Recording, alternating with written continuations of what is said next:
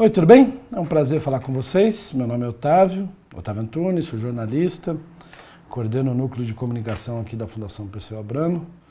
E a nossa conversa hoje é sobre redes sociais, sobre ativismo digital e sobre como a gente deve se comportar nas redes sociais e como a gente pode se movimentar para engajar, para conversar com as pessoas, né? Então eu queria dividir aqui essa conversa com vocês em duas partes. A primeira sobre uma etiqueta, vou chamar de etiqueta, não sei se esse é o nome mais apropriado, mas como a gente devia se comportar em rede social. E a segunda é como organizar mobilizações, né? Antes um preâmbulo. A gente tem acompanhado há algum tempo o engajamento e a força que a direita tem demonstrado nas redes sociais, né? Isso é fruto de muita inteligência, muito trabalho, mas também de muito dinheiro, financiamento internacional e uma vontade gigantesca de eliminar a esquerda e as forças progressistas, não só no Brasil, mas na América Latina e num pedaço do mundo, né? Então, um financiamento muito pesado que organiza as redes sociais da direita. Isso começou em 2013, quando se apropriaram das ruas, e ganhou muita força depois disso. Como a gente se contrapõe a essa inteligência e a esse processo? A primeira coisa é saber que é preciso que a gente tenha nas redes sociais um comportamento tão equilibrado quanto aquele que a gente tem na vida real. Isso significa que você não encerra uma discussão com alguém que você gosta, ou alguém que você nunca viu, mandando ele a merda, dizendo que ele é obtuso, ou simplesmente chamando ele de fascista porque ele discorda de algum argumento que você possa ter colocado. Então é fundamental que o ambiente das redes sociais seja um ambiente de tolerância. Todas as pesquisas de opinião pública dos últimos 30 anos no Brasil, elas apontam para a criação de dois polos aglutinadores das forças políticas, sociais, um mais à esquerda, um mais à direita, cada um organiza 25% dos eleitores, e no meio disso, 50% dos eleitores, dos cidadãos, estão nem aí para o Fla-Flu, para o chamado Fla-Flu da política. Eles se alinham de acordo com aqueles que representam melhor seus interesses. Então, ora estão conosco, como nas acachapantes vitórias de Lula, ora estão com eles, como na impressionante vitória do Dória no primeiro turno, o primeiro prefeito a ganhar uma eleição de São Paulo no primeiro turno. Nenhuma dessas derrotas eleitorais são irreversíveis, como não são irreversíveis os processos de construção de imagem e de debate em redes sociais. Então, um movimento específico como o MTST pode ter uma imagem ruim num dia, mas com muito trabalho, muita defesa, pode melhorar a sua imagem no outro dia.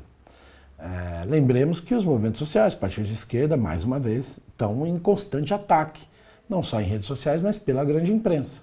Então, toda vez que a gente desliza e faz uma bobagem em rede social, coletivamente, como partido, como sindicato, como associação e individualmente, no meu caso como Otávio Antunes, nós estamos sujeitos a fechar portas, fechar janelas, o que na rede social significa fechar o ouvido das pessoas, né? Elas estão menos suscetíveis a ler e a ouvir as suas opiniões sobre as coisas. Então, primeira coisa que a gente tem que ter em rede social é um comportamento de respeito, parcimônia, tranquilo, sereno, como a gente tem em qualquer outro ambiente, no bar discutindo futebol, conversando sobre religião com os amigos, para quem gosta de religião, conversando sobre samba com quem gosta de samba, sobre música sertaneja. Você não chega para um amigo seu que fala que gosta mais de Zezé de Camargo do Chitãozinho Chororó, você não sabe porra nenhuma, você é um imbecil. Na rede social, mesmo que façam isso contigo, não é apropriado que você revide da mesma forma. Porque, para além do debate que você tem com uma pessoa, por mais duro que esse debate seja, toda vez que falta seu argumento, tem mais uma quantidade de pessoas ouvindo e lendo o que você está dizendo. Quando você abre o leque de opções e apresenta o debate de forma tolerante, você também está influenciando mais gente. Eu duvido que você nunca apareceu na sua timeline alguém que você não conhece, nunca viu, mas que gosta das suas opiniões e de um modo ou outro compartilha, discute, mesmo que no geral não seja de esquerda, que não concorde com todas as suas opiniões, não é verdade? Ainda sobre isso, sobre comportamento em rede social, uma coisa muito comum que as pessoas fazem com alguma frequência é deletar aquelas pessoas ou bloquear que discordam delas. Olha que legal, né? Se na vida real fosse assim, né? Tem um assunto que eu não gosto, eu bloqueio, excluo essa pessoa, excluo esse assunto, não quero mais que ela apareça na minha linha do tempo, na minha timeline do Facebook. Ou bloqueio o perfil dela no Twitter. Mas a vida real é um pouco mais complexa do que isso, porque essa pessoa que não vai mais ter acesso ao seu texto, ela pode ter acesso ao texto de mais seguidores do Bolsonaro. pode ter acesso a textos de mais pessoas que nos odeiam. À medida que ela não tem condição de discutir com você no seu perfil, aumenta a capacidade de setores conservadores de conversar com essa pessoa. Então até o hate click, o clique do ódio, como se chama, muitas vezes é algo positivo, porque mesmo que essa pessoa não mude a opinião dela sobre o tema que você está discutindo, ela apresenta o tema para os seguidores do perfil dela. Então, se eu sou o João, estou debatendo com o Pedro no perfil dele, algo que eu discordo do Pedro, os meus amigos, uma parcela deles, vai ver que eu estou no perfil de outra pessoa debatendo com ela. Então, eu faço a propaganda do perfil do Pedro para os meus amigos. Então, isso vale como estratégia de comunicação, não é isso? Individual. Se você tem no perfil do Bolsonaro, Revoltados Online, um amigo seu comentando, você quer debater com ele, não debata no perfil dessas figuras ordinárias. Faça um post, marque essa pessoa no seu post e debata com ela no seu post. O que vai fazer aumentar o alcance das suas publicações e você controla o debate. Controlar não é controlar para boicotar, para censurar, não, mas é para permitir que num perfil terceiro não se aproveite de uma polêmica saudável que você pode estar estabelecendo com alguém. Então, o comportamento de rede social nosso é um comportamento que tem que refletir quem nós somos na vida real. Ah, mas na vida real também, eu tô de saco cheio. Se a pessoa chega e fala Bolsonaro, eu já mando a merda. Bom, daí eu acho que a gente tem que se tratar, fazer terapia. Porque, infelizmente, nós podemos brigar com quem cria esse tipo de sentimento na sociedade. Agora, se a gente brigar com todo mundo que discorda da gente e tratar uma parcela da população que não se identifica com os nossos valores como inimiga, nós vamos ter uma dificuldade de voltar a governar o país, governar as cidades e, principalmente, construir um ideário de esquerda, né? Construir valores humanísticos que consigam corroborar os nossos sonhos, não é isso? Porque quando nós estamos discutindo contra o senso comum, tá com dó, leva para casa. Você não pode simplesmente falar para a pessoa, não interessa a sua opinião, bolsominion. Você tem que argumentar. O que diz respeito à afirmação que ela está fazendo. Se o sistema carcerário ele conserta, se ele não conserta, o que é a política no país de prender os jovens, negros, pobres, de periferia, de encarceramento coletivo. É isso que pode demovê-lo da ideia que ele tem, não o grau de ofensa que você tenha em relação às opiniões dele.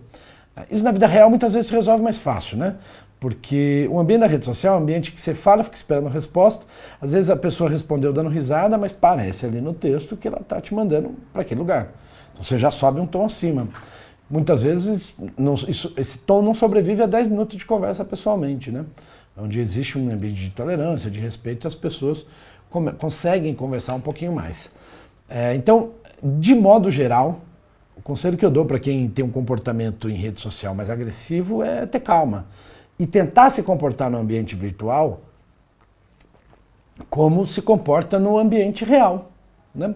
Não existem dois vocês, existe um. Você lembra aquele negócio que não dá para ser uma pessoa de esquerda da porta de casa para fora e dentro de casa ser violento com a esposa, com o filho? Não dá para ser humanista com o filho dos outros, com o seu filho ser violento? Não dá para ser dois você em rede social, você precisa ser exatamente quem você é. E eu não tenho dúvida de quem está vendo esse vídeo é uma pessoa serena, tranquila, que tem alguma racionalidade para debater suas divergências, suas opiniões contrárias. Então é essa expressão que você tem que traduzir em redes sociais. Isso significa que não adianta você falar o tempo todo sobre política, porque as pessoas não querem saber de política o tempo todo. Então se você gosta de futebol, fale sobre futebol também. Na medida do que é razoável e responsável para não expor a sua privacidade, mas não tem problema uma foto ou outra de família é um momento feliz. Se você gosta de animais de estimação, falar sobre isso, sobre música, sobre religião. Quem fala sobre um só tema tende a ser muito chato para quem não gosta daquele tema. E se você só fala sobre política e pela esquerda e bloqueia seus adversários, parabéns, você criou uma chamada bolha de pessoas que pensam exatamente como você. Como se você estivesse falando com o próprio espelho. Com pessoas que pensam exatamente igual, não tem divergência, é um mundo perfeito. Mas quando você sai na rua, você está cercado por opiniões diferentes.